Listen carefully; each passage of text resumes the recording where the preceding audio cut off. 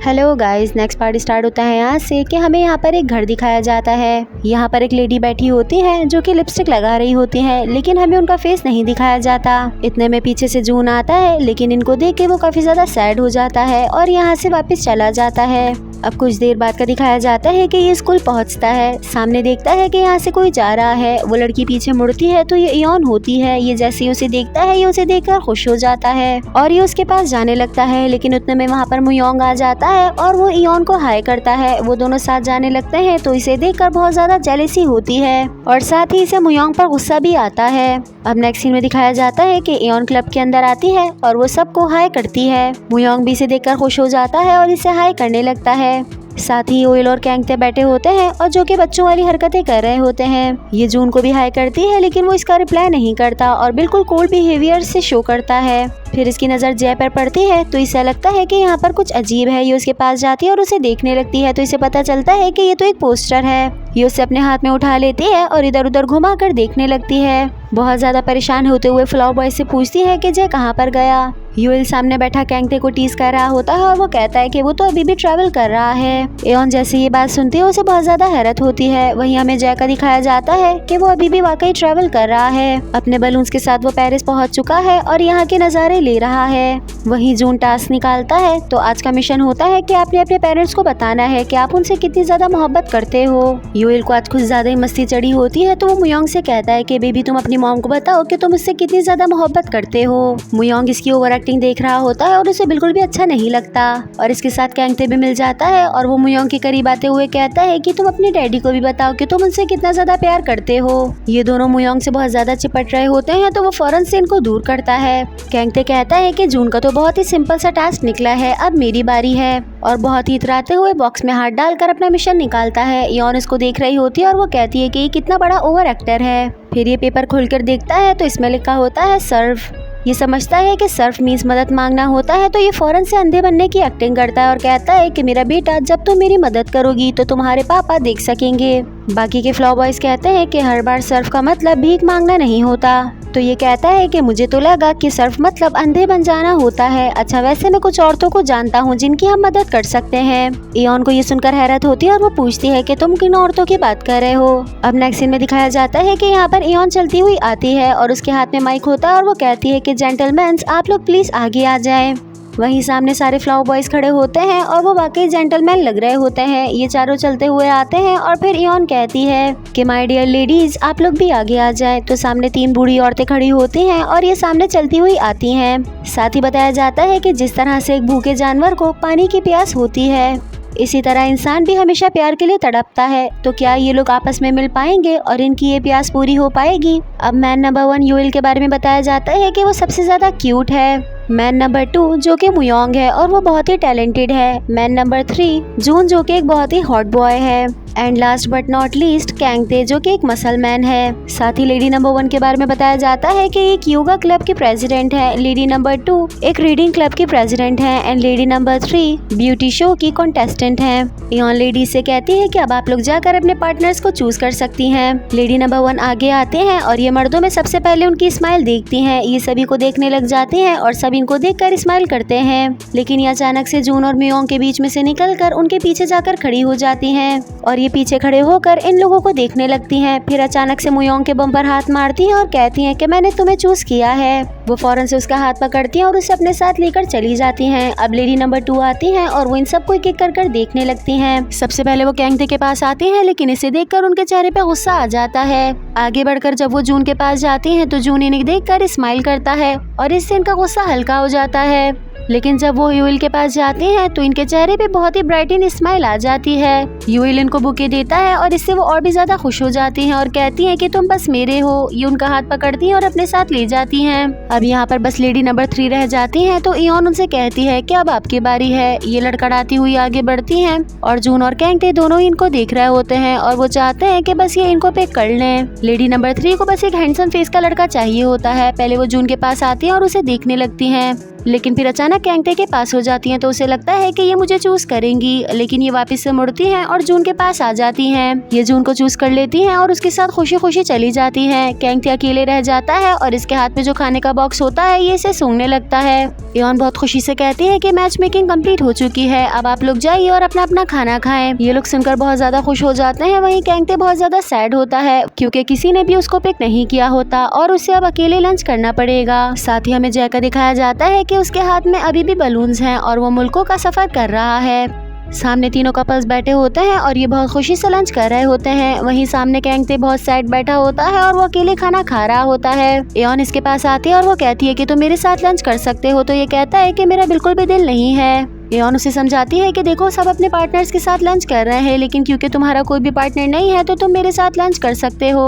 लेकिन कैंगते फिर भी नहीं मानता और वो मना कर देता है, तो एओन उसे जबरदस्ती करने लग जाती है और कहती है प्लीज मेरे साथ लंच कर लो। लेकिन अब कैंगते को गुस्सा आ जाता है और वो चॉपस्टिक्स को बहुत जोर से जमीन पर मारता है। फिर इसकी तरफ गुस्से से देखने लगता है तो एओन समझ जाती है और वो इससे डरते हुए थोड़ा सा पीछे हो जाती है। अब नेक्स्ट सीन यूइल का दिखाया जाता है कि वो लेडी से पूछता है कि ऐसी क्या वजह थी कि आपने मुझे पिक किया, और क्योंकि इसको फूंकने की आदत है तो ये उनके चेहरे की तरफ देखकर फूंक देता है। वो अचानक से डर जाती है और उनके हाथ में स्पून होता है तो वो यूइल के सर पे मारती हैं और इससे काली बककर कहती है कि अपनी बकवास बंद करो और खाना खाओ। यूइल कहता है कि आप मेरे साथ इस तरह का ट्रीटमेंट क्यों कर रही हैं। तो वो यूइल के करीब आकर कहती है कि अगर तुमने ज्यादा जबान चलाई तो मैं तुम्हारी आंखें निकाल कर खा लूंगी। वो इनको देख के काफी ज्यादा डर रहा होता है कि पता नहीं इनको क्या हो गया है। अब मुयोंग का दिखाया जाता है कि इसके पास जो लेडी होती है वो बार बार इसकी थाइस पे हाथ लगा रही होती है और कहती है कि देखो ये कितनी ज्यादा स्ट्रांग है। और क्योंकि ये बार बार मुयोंग के करीब आ रही होती हैं तो उसे बहुत ज्यादा अजीब लग रहा होता है। वो इनसे कहता है कि आप प्लीज खाना खा लें, तो ये कहती है कि मुझे खाना नहीं खाना, तुम बस ऐसा समझो कि मैं तुम्हारी ग्रैंड माँ हूँ, इसलिए मुझसे ज्यादा ना शर्माओ। ये कहते हुए साथ ही मुयोंग से पूछती है कि क्या मैं तुम्हारे मेन पार्ट को हाथ लगा सकती हूँ। ये अपना हाथ उसके करीब ला रही होती है तो मुयोंग इनका हाथ पकड़ लेता है और कहता है कि प्लीज ऐसा ना करें, लेकिन उसके मना करने के बाद भी ये वहाँ पर हाथ रख लेती हैं और ये देखकर मुयोंग बहुत ज्यादा नर्वस हो जाता है। साथ ही ये मुयोंग से कहती है कि बेटा कुछ नहीं हुआ, मैं तुम्हारी ग्रैंडमा की तरह हूँ। मुयोंग तो बहुत ज्यादा परेशान हो रहा होता है और उसे गुस्सा आने लग जाता है। वो फौरन से खड़े होता है और यहाँ से भाग जाता है। ये उसे बहुत रोकने की कोशिश करती है लेकिन वो नहीं रुकता। अब इसके बाद जून का दिखाया जाता है कि वो अपनी लेडी से पूछता है कि मैं नंबर 4 भी था, लेकिन आपने मुझे चूज क्यों किया। वो कहती है कि जब मैं 17 साल की थी तो मेरी तुमसे शादी हुई थी, लेकिन उसके बाद पता नहीं तुम कहाँ चले गए। तुम मेरा पहला प्यार थे और मैं तुमसे बहुत ज्यादा मोहब्बत करती थी। ये कहते हुए जून के करीब आते हैं और उसे बहुत ज्यादा अजीब लग रहा होता है। एओन यहाँ पर आती है और इनको इस तरह से बैठा हुआ देखकर वो हंसने लग जाती है। अब नेक्स्ट सीन में दिखाया जाता है कि सारे फ्लावर बॉयज अपनी लेडीज को लेकर नर्सिंग होम में आते हैं। ये एक तरह का वेलफेयर सेंटर होता है और यहाँ पर आकर ये लोग सभी उनका इलाज करवाते हैं। यूइल यहाँ पर बैठकर अपनी लेडी के पैर दबा रहा होता है, वहीं पर जून अपनी लेडी को व्हीलचेयर पे घुमा रहा होता है। ये लोग यहाँ पर जरा भी रेस्ट नहीं करते और उनकी बहुत ज्यादा टेक केयर करते हैं। अब कुछ देर बाद का दिखाया जाता है कि यहाँ पर सारी लेडीज बैठी होती हैं और मुयोंग अपनी लेडी के साथ डांस कर रहा होता है। वो डांस करते हुए अचानक से मुयोंग को गले लगा लेती है और कहती है कि आई जस्ट लव यू। पीछे से एक और औरत आती है और वो कहती है कि तुम्हें जरा भी शर्म नहीं है। वो इनको मुयोंग के पास से हटाती है और पीछे ले जाती हैं। यहाँ पर जितने भी लोग बैठे होते हैं वो सब चीखने लगते हैं कि अब तुम दोनों को डांस करना चाहिए। इयोंग और मुयोंग दोनों ही नर्वस हो रहे होते हैं, लेकिन फिर ये दोनों हाथ पकड़ते हैं और डांस करने लग जाते हैं। पहले तो ये लोग थोड़ा सा हिचकिचाते हैं, लेकिन उसके बाद बहुत ही अच्छा डांस करते हैं और इनको देखकर सारे ही लोग बहुत ज्यादा खुश होते हैं। ये दोनों यहाँ पर डांस कर रहे होते हैं और इतने में पीछे से जून गुजरता है। वो जैसे ही इन दोनों को देखता है वो बहुत ज्यादा सैड हो जाता है। ये लोग क्योंकि बहुत ही अच्छा डांस करते हैं तो सारे लोग चीखने लग जाते हैं कि तुम दोनों को तो डेट करना चाहिए। इयोंग तो हंस रही होती है, लेकिन मुयोंग बहुत ही ज्यादा शर्मा रहा होता है, जैसे वो खुद भी इयोंग को पसंद करता है। जून इनको देख के बहुत ही ज्यादा जेलस हो रहा होता है और वो यहाँ से चला जाता है। वो टेरेस पर कपड़े डालने के लिए आता है तो वो साइड में देखता है कि उसकी लेडी तो यहीं पर अकेले बैठी है। उनको यहाँ पर अकेला देख के शॉक्ड हो जाता है और उनके पास जाके पूछता है कि आप यहाँ पर अकेले क्या कर रही हो। वो जून को देखकर बहुत ही ज्यादा खुश हो जाती है और कहती है कि डार्लिंग तुम कहाँ पर थे, मैंने तुम्हें बहुत ज्यादा मिस किया। जून कपड़े फ्लोर पर रख देता है और इनका हाथ पकड़कर इनके पास बैठ जाता है और इनसे कहता है कि आप बहुत ज्यादा अकेली हैं, कि आपके कोई बच्चे नहीं हैं। ये यहाँ पर इनसे बात कर रहा होता है कि इतने में पीछे से एक वर्कर आ जाता है और वो कहता है कि बहुत ज्यादा अरसा हो गया है, लेकिन इनकी फैमिली में से कोई भी इनको विजिट करने नहीं आया।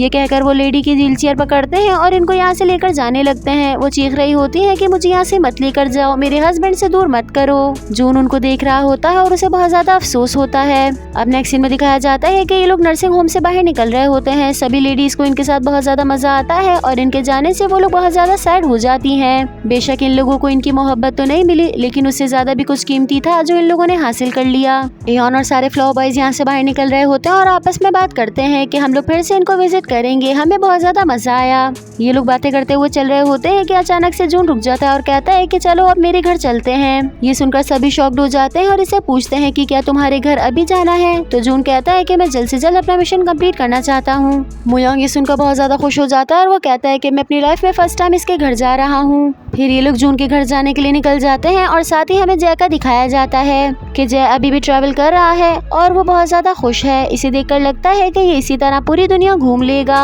अब नेक्स्ट सीन में दिखाया जाता है कि जून अपने घर पहुंच जाता है और इसके फादर बैठकर न्यूज़पेपर पढ़ रहे होते हैं। साथ ही सारे फ्लावर बॉयज भी अंदर आ जाते हैं तो अपने चेहरे से न्यूज़पेपर हटाते हैं और कहते हैं कि क्या तुम अपने फ्रेंड्स को भी घर लेकर आए हो, क्योंकि ये कोरियन नहीं है। तो इसको देखकर एयोंग और बाकी के सारे फ्लावर बॉयज शॉक्ड होते हैं। यूएल इससे पूछता है कि क्या तुम मिक्स्ड हो, तो ये फौरन से मना कर देता है। इसके फादर कहते हैं कि मैं दिखने में तो फॉरेनर रखता हूँ, लेकिन मैं बुसान में पैदा हुआ हूँ। एक्चुअली वो बुसान कहना चाह रहे होते हैं, लेकिन वो भी ठीक से नहीं कह पाते।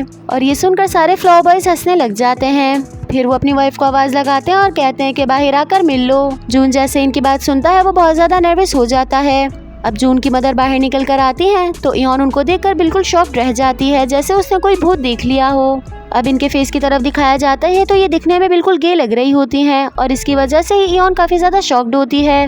वो सारे फ्लावर बॉयज को हाय करती हैं और कहती हैं कि तुम तो सभी देखने में बहुत ज्यादा हैंडसम हो। लेकिन एयोन की तरफ देखते हुए कहती है कि तुम्हें क्या हुआ है, क्या तुम बीमार हो। वो तो अभी भी इनको देख के बहुत ज्यादा हैरान होती है, फिर कहती है नहीं नहीं मैं बिल्कुल ठीक हूँ और मुझे आपसे मिलकर बहुत ज्यादा खुशी हुई। एयोन उनको मॉम कहती है तो वो बहुत ज्यादा खुश हो जाती है और कहती है कि देखो इसने मुझे मॉम कहा है, तुम तो जून की वाइफ बन सकती हो। एयोन फौरन से उनको मना करने लगती है कि नहीं नहीं ऐसी बात नहीं है। जून उनको बताता है कि ये हमारे क्लब की लीडर है। फिर इसकी मॉम यहाँ से खड़ी होते हैं और इनके लिए लंच बनाने के लिए जाने लगती है तो ये उनको रोकता है और कहता है कि मैं आप दोनों से कुछ कहना चाहता हूँ। वो दोनों एकदम खड़े हो जाते हैं और इसकी बात को गौर से सुनने लगते हैं। ये उनको आई लव यू कहता है तो ये सुनकर वो बहुत ज्यादा खुश हो जाते हैं। इसके पेरेंट्स के चेहरे की तरफ दिखाया जाता है, वो बिल्कुल इस तरह से रिएक्ट कर रहे होते हैं कि जैसे जून ने लाइफ में फर्स्ट टाइम उनको आई लव यू कहा है। वो जून को अपने पास बुलाते हैं और इसके गले लग जाते हैं। सारे फ्लावर बॉयज उनको देख के बहुत ही ज्यादा खुश हो रहे होते हैं और ये एक इमोशनल मोमेंट बन जाता है। वहीं जून के पेरेंट्स को और जून को भी बहुत ज्यादा खुशी होती है क्योंकि उसने लाइफ में फर्स्ट टाइम अपनी फीलिंग्स को एक्सप्रेस किया है। और यहीं पर इन लोगों का आज का मिशन भी कंप्लीट होता है। साथ ही हमारे एपिसोड की एक्सप्लेनेशन भी खत्म होती है। आई होप आप सबको पसंद आई होगी। अब मैं मिलूंगी आप सबसे नेक्स्ट पार्ट में। जब तक आप सभी अपना बहुत सारा ख्याल रखिएगा। Bye bye and thank you so much for watching.